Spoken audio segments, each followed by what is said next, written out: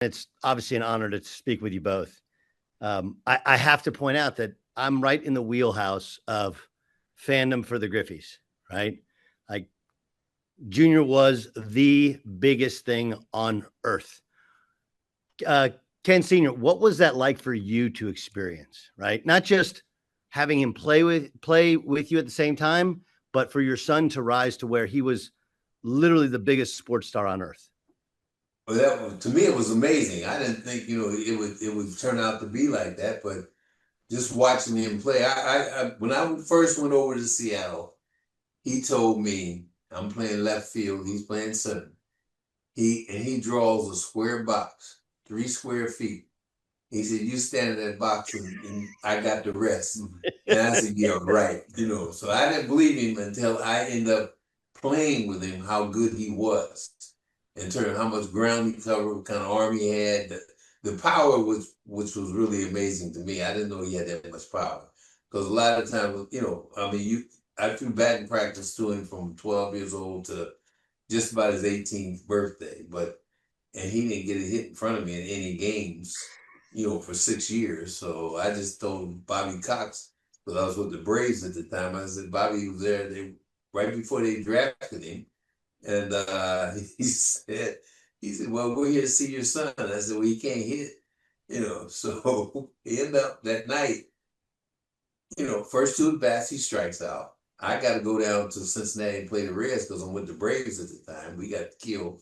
I come back home and I asked him, "How did he do?" He said, "I did fine." I said, "How did you do?" He said, 3 for 5, 2 home runs, 5 RBI. And like I said, he didn't get a hit in front of me till right before his 18th birthday. So from 12 to 18, I had to watch the drought. And he did not make contact those 6 years.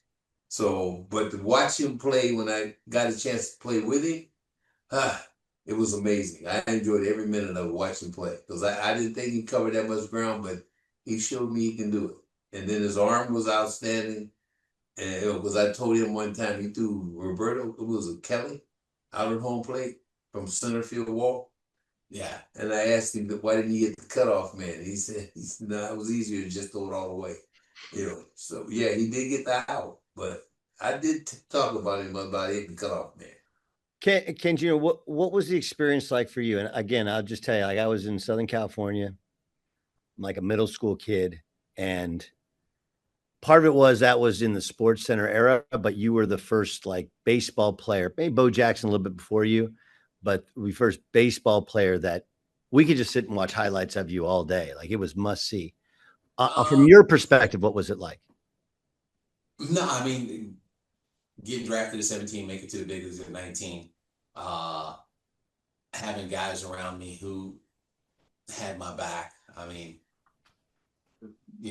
Harold Reynolds, Dave Alley, Mickey Brantley, Darnell Coles, Jeffrey Leonard. I mean, all these guys were like big brothers, and all the guys who played with my dad against my dad. Every city I went into, they made sure that, hey, this is the areas you stay away from. This is I'm gonna come get you. We're having lunch. I mean, I couldn't ask for a better group of big brothers and uncles and things like that. I mean, I fell into a horseshoe basically. I mean, the guys that took care of me, made sure I was all right day in and day out. And the one thing is true, I couldn't hit in front of them because I wanted to impress my dad.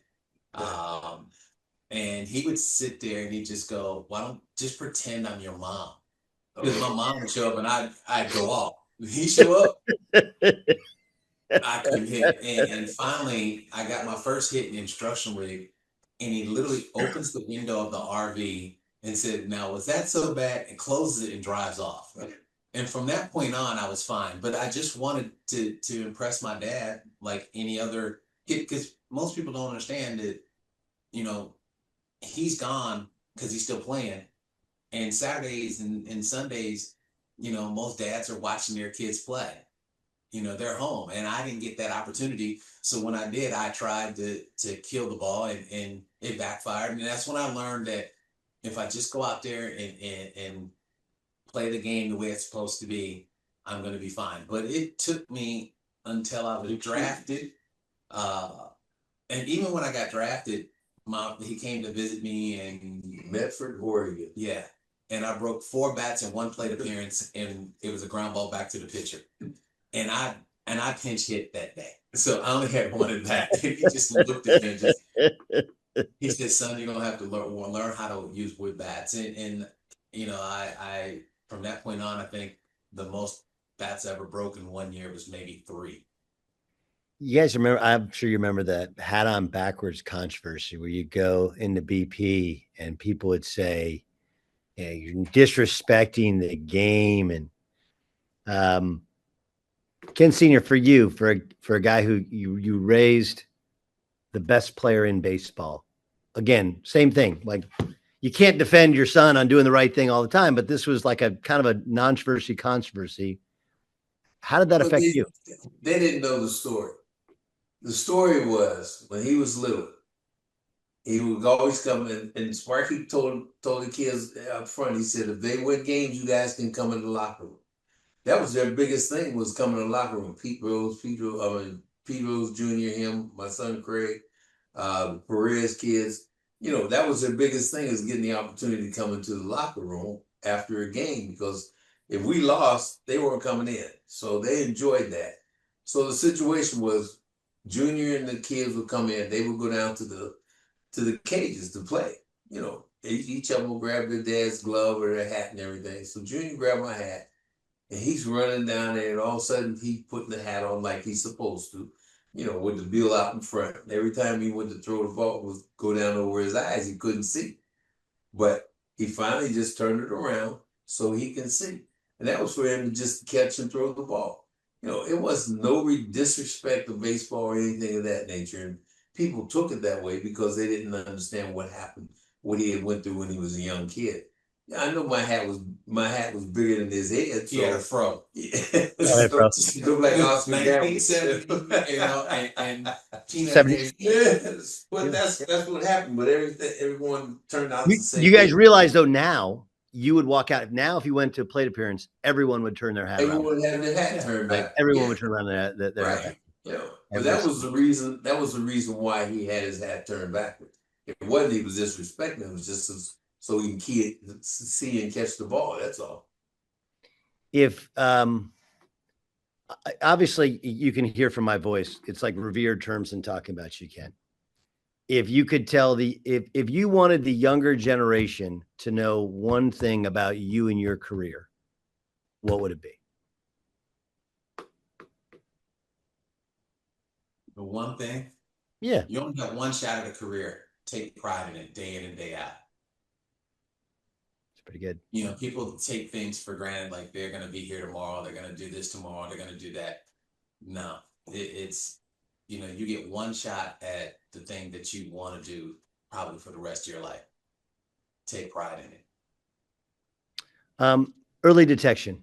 It's so incredibly important for all men, especially African-American men. It's why I'm honored to have you guys join us. Ken, if you could, why is it important to you that people understand about early detection for prostate cancer? Well, that was the most important thing for me, was the early detection. Going back to the history of my family, I had 4 uncles that I lost through prostate cancer. Wow. And knowing that, a lot of them, they never went to the doctor, they never talked about anything. And so if they would have talked about it at that time, I would probably got to know them more, or got to know them, period, because they died early. And I never got a chance to meet them, even talk to them.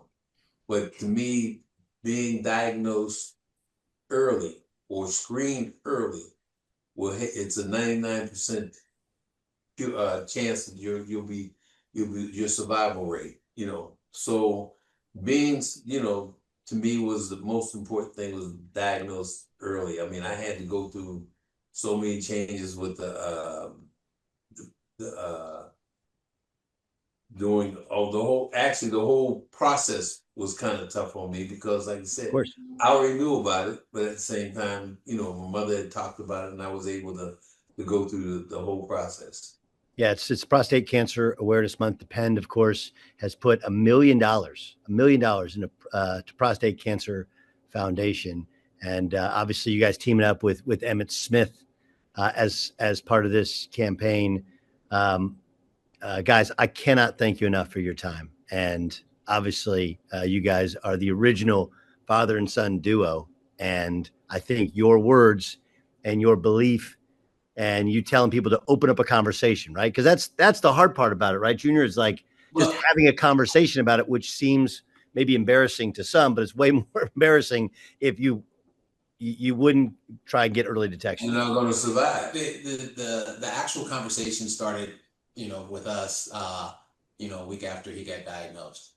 He was able to sit down and tell me what was going on, tell me about, the upcoming procedures, our family history, and it enabled me to be able to talk to my two boys, and let them know, hey, this is what's going on. This is, and I think that's the key is to be able to have the conversations. 1 in 8 men are diagnosed, and being able to have a survival rate that increases as the earlier you detect is important. Knowing your family history, even if you don't know your family history, go get checked. Yep. Being able to do certain things to make sure that you're there. I mean, there are a lot of things that he's got to be able to teach my kids, because my kids don't listen to me just like I didn't listen to him. It's always that skip a generation. I tell people he has a common ally with my kids. Yeah. They gang up on me, so he has to be around for them, and for me, when grandkids, I just had my first. Oh, that's right. You're a grandpa now. Yeah, so you didn't know that? Yeah, I no longer exist. No, I just know that you guys are both the black. When they say black don't crack, that I'm looking at you guys both and saying it's not fair, because Ken, you literally look the same as when we played, and Senior the same. Like you guys are stuck in a time warp, and I'm not. So I had no idea. So congratulations. But yeah, good things. But no, it's just about early detection. I mean, being able to have conversations. I mean, that is probably the key to a successful outcome. Is not be embarrassed. I think as men we're supposed to be tough and don't do this, don't do that, don't say nothing. And for him to open up really showed me that I can open up to my kids, and I think that's one of the most important things, is to be able to open up to the family and make sure that it's an easy conversation. Ken Griffey Sr., Ken Griffey Jr., it's an absolute honor. I thanks to the Penn for allowing us to have you guys on, and this is an incredible campaign. Thank you for being our guests. Thank you.